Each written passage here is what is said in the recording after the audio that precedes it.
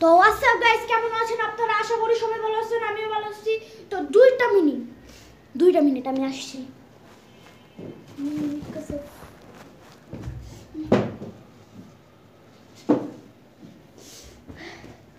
এখন গাইস কাজটা শেষ, এখন আমি রিভিউ দিই।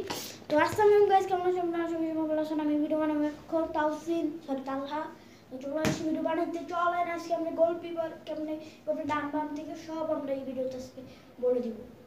তো আজকে আমরা খালি বলবো কীভাবে আপনারা ইমি করতে পারবেন, ডান বামের দিকে অনেক ভালো মতো মারতে পারবেন। তো প্রথম স্টেপ